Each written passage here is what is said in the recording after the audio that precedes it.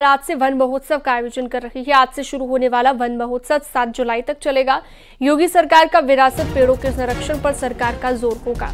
पौधारोपण को लेकर जन जागरूकता अभियान चलाया जाएगा।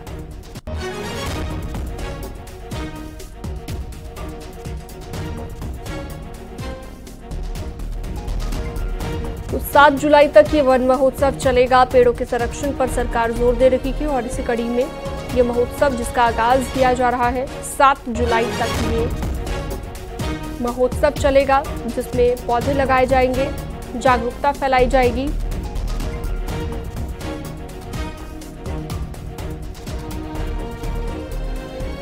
तो पेड़ों के संरक्षण पर जोर दिया जाएगा, कैसे पेड़ों को बचाया जाए, ज्यादा से ज्यादा पेड़ लगाए जाएं और पेड़ों के संरक्षण पर सरकार जोर देगी।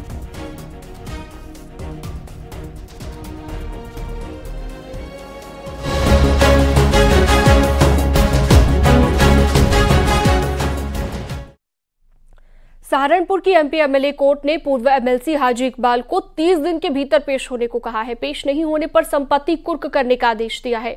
इस बीच हाजी इकबाल उर्फ बाला का पहला वीडियो सामने आ गया है, जिसमें वो वीडियो कॉन्फ्रेंसिंग के जरिए एक केस में मिर्जापुर थाने के सब इंस्पेक्टर के सामने पेश हो रहा है।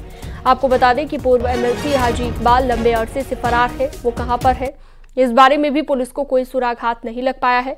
इन सब के बीच हाजी इकबाल का ये वीडियो सामने आया, जिसमें हाजी इकबाल कह रहा है कि आज 4 अप्रैल 2024 है। जब हाजी इकबाल से पूछा गया कि वो कहां पर है तो बताया गया कि वो यूएई के अलबरसा शहर में है। आप कौन बोल रहे हैं? मैं हाजी मोहम्मद इकबाल बोल रहा हूं। आपके पिताजी का नाम? हाजी अब्दुल वहीद, लेट हाजी अब्दुल वहीद।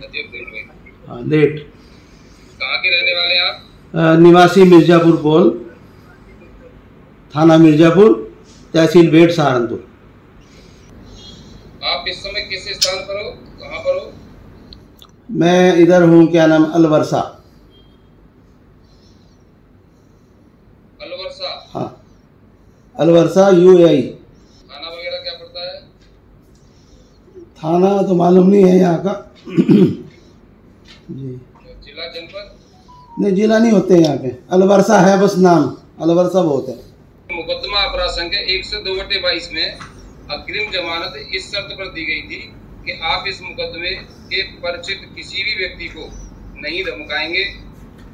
उसके बावजूद भी मुकदमा वादी अमित जैन पर जानलेवा हमला करवाया तथा माननीय न्यायालय के बिना बताए आप भारत देश छोड़कर चले गए। इस संबंध में आपका क्या कहना है? ये घटना से पहली बात है। जो घटना बाद में हुई, जब मैं पहले से ही बाहर हूँ। जो घटना है वो 1 साल बाद हो रही है। मैं तो बाहर हूँ ना उस समय से, मुझे पता ही नहीं घटना हुई नहीं हुई, क्या हुआ। ये तो पॉलिटिकल वेंडाटा है। ये सब जो अमित जैन है पॉलिटिकल वेंडाटा है, दूसरी पार्टी से ताल्लुक़ रखता है। मैं वहाँ से एमएलसी रह चुका, आपको मालूम होगा, और बहुजन समाज पार्टी से ताल्लुक़ रखता हूँ, मेरा पूरा परिवार। ये पॉलिटिकल वेंडाटा है पूरा। जेल में रहते हुए कोई कैसे घटना करा सकता है।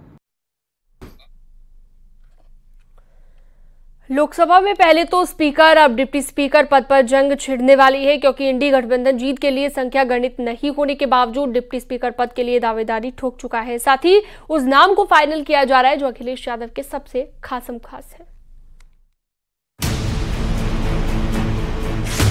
लोकतंत्र रक्षक सेनानी ये खड़े हमारे साथ, अवधेश जी, राजा Ayodhya. In favor may say aye.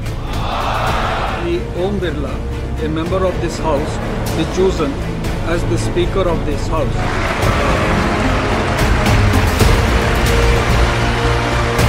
पहले लोकसभा स्पीकर को लेकर चुनाव और तनाव, अब डिप्टी स्पीकर की पोस्ट के लिए विपक्षी दलों की दावेदारी। लोकतंत्र रक्षक सेनानी आइए, लोकतंत्र रक्षक सेनानी ये खड़े हमारे साथ, अवधेश जी, राजा अयोध्या। इंडिया ब्लॉक में सबकी जुबान पर एक ही नाम की चर्चा है, वो है समाजवादी पार्टी के सांसद अवधेश प्रसाद। फैजाबाद से जीतकर संसद पहुंचे अखिलेश यादव के सबसे खास अवधेश प्रसाद को डिप्टी स्पीकर कैंडिडेट घोषित करने का प्लान हो रहा है।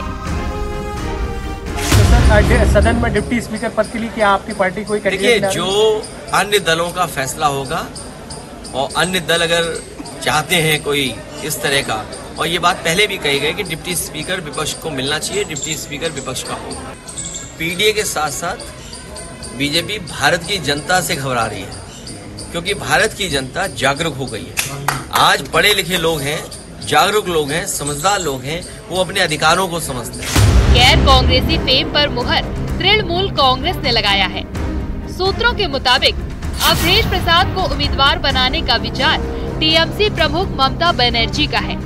तीनों दलों को लगता है कि फैजाबाद सांसद अवधेश प्रसाद एक अलग तरह के कैंडिडेट होंगे और उनकी उम्मीदवारी एक मजबूत संदेश देगी।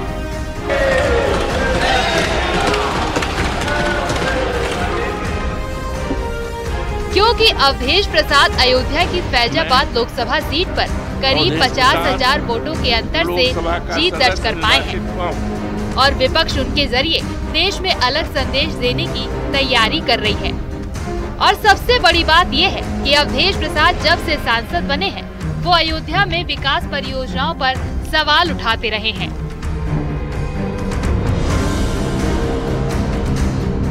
भारतीय जनता पार्टी देश में डंका पीटती थी। हमने अयोध्या में ये किया, वो किया, विकास किया। इस पर और उस दीवार को भी देखा। ये मामले उच्च स्तरीय जांच का है।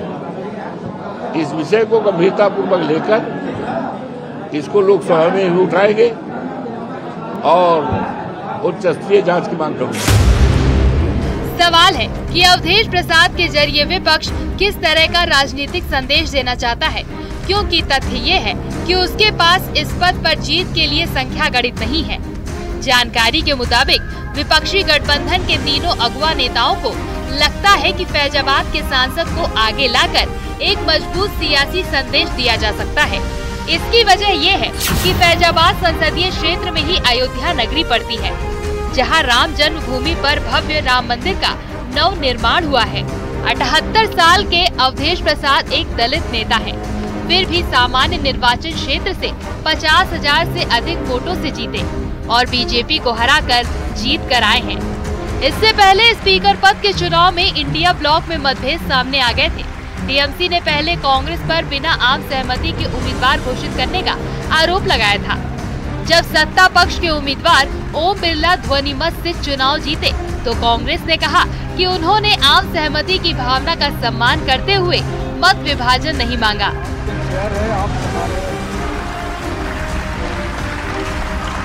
लेकिन इस बार टीएमसी ने ही अवधेश प्रसाद का नाम डिप्टी स्पीकर के लिए आगे बढ़ाया है, जिस पर अखिलेश यादव की हामी के बाद राहुल गांधी का भी समर्थन तय माना जा रहा है। Bureau report, news 18।